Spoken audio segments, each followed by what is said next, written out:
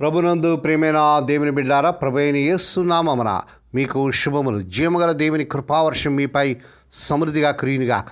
ఈ దినం అనగా మార్చి నెల 5వ తారీఖు 2026 గురువారం హోలీ ట్రినిటీ చర్చ్ మినిస్ట్రీస్ వారు అందించు అనుదినమన్న.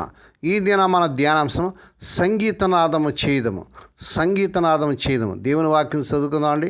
యెషయా గ్రంథము 55వ అధ్యాయము 12వ వచనం. మీరు సంతోషముగా బయలు వెళుదురు, సమాధానం పొంది తోడుకుని పోబడుదురు. మీ ఎదుట పర్వతములను మెట్టలను సంగీతనాదం చేయును, పొలములోని చెట్లన్నీ చప్పట్లు కొట్టును. దేవుడు తన పరిశుద్ధ వాక్యం దీవించును గాక. దేని బిడ్డారా, మీరంతా ఎలా ఉన్నారండి? మీరు ఆరోగ్యాలు ఎలా ఉన్నాయి? మీ కుటుంబంలో అందరూ బాగున్నారా? మీకోసం ప్రతిదినం కూడా మేము భారంతో ప్రార్థన చేస్తున్నాం. మీకు ఏదైనా ప్రార్థన అవసరం ఉన్నట్లయితే దయచేసి మాకు తెలియజేయండి. ఉదయం ఉదయకాలం లేచిన వెంటనే దేని బిడ్డ ప్రార్థన చేసుకుని కొంత సమయం దేవుని వాక్యం ధ్యానించుకుంటున్నారా? సాయంకాలాలు మీ కుటుంబ ప్రార్థన ఉంటున్నాయా? కనుక దేవుని బిడ్డలారా, ప్రార్థించే కుటుంబమే కలిసి ఉండే కుటుంబం. దేని బిడ్డ ఈ ఉదయకాలంలో దేవుని వాక్యం మనం చూసినట్లయితే యెషయా గ్రంథం 55:12 దేవుని ప్రజలకు లభించే గొప్ప విడుదల మరియు నిరీక్షణను తెలియజేస్తుంది. దీని ప్రకారం దేవుని కృప వల్ల ప్రజలు ఆనందంతో వెళ్తారు, సమాధానంతో నడిపించబడతారు. దేవుని మహిమ మరియు విడుదల ఎంత గొప్పదంటే ప్రకృతి కూడా పర్వతాలు, కొండలు, చెట్లు దేవుని స్తుతిస్తూ సంతోషిస్తున్నట్లుగా వర్ణించబడింది. ఇది దేవుని వాగ్దానాల నెరవేర్పు మరియు ఆయన అనుగ్రహించే సంపూర్ణ శాంతికి ప్రతీక.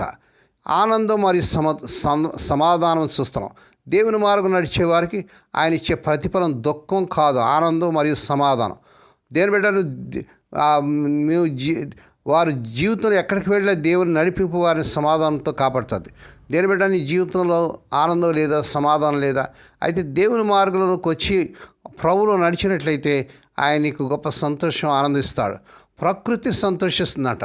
మీ ఎదుట పర్వతములను మెట్టలను సంగీతనాదం చేయను, పొలంలోని చెట్లని చప్పట్లు కొట్టును.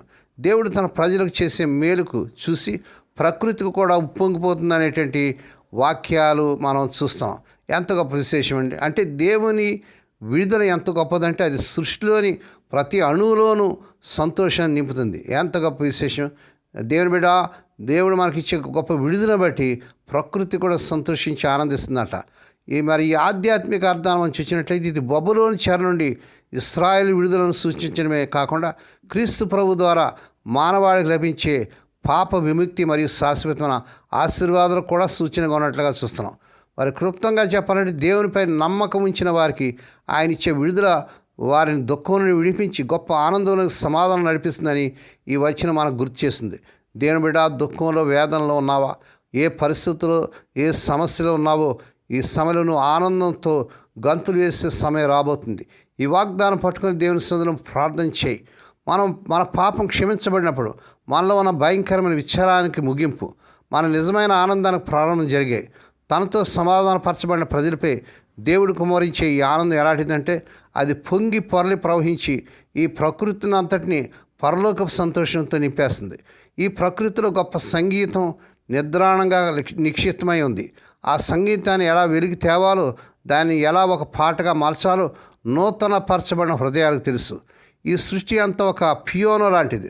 కృపతో నింపబడిన వ్యక్తి దానిపైన ఉన్న సరిగమల మెట్లను కనుగొంటాడు.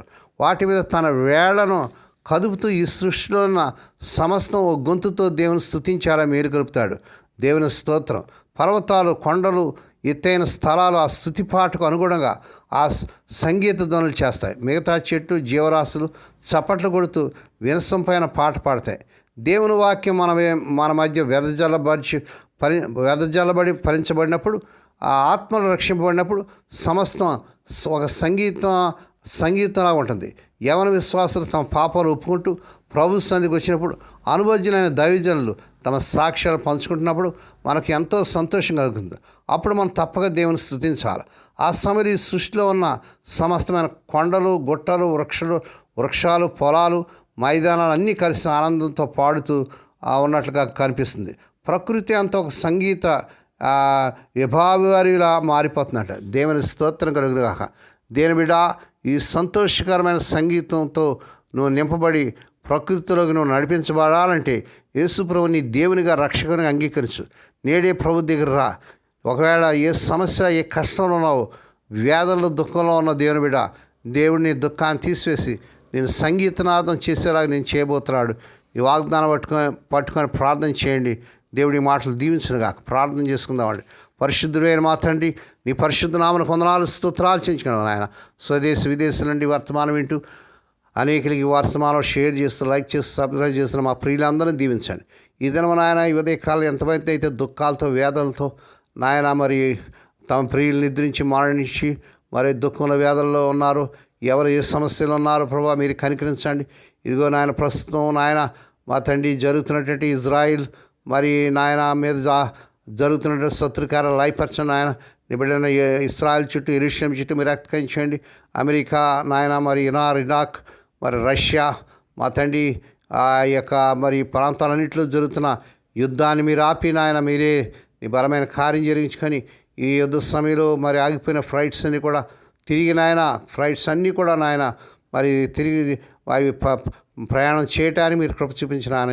యుద్ధం ఆపువాడు నీవే నాయన, బల్యము తెగనడుకు వారిని విరిచివాడు నీవే గనక మీరే నీ బిడ్డల పట్ల కార్యం చేసి వారు చేరాల్సిన నీ బిడ్డలు ఆయా స్థలాల్లో నాయన ఉండిపోయిన నీ బిడ్డలు అందరూ, చిన్న బిడ్డలు, వృద్ధులు, గర్భిణీ స్త్రీలు, యవన బిడ్డలు అందరినీ జ్ఞాపకం చేసుకొని త్వరగా నాయన వారు చేరాల్సిన గమ్యస్థానాలు చేరటానికి సహాయం చేయండి. నీ బిడ్డల చుట్టూ మీరు రక్తయించండి.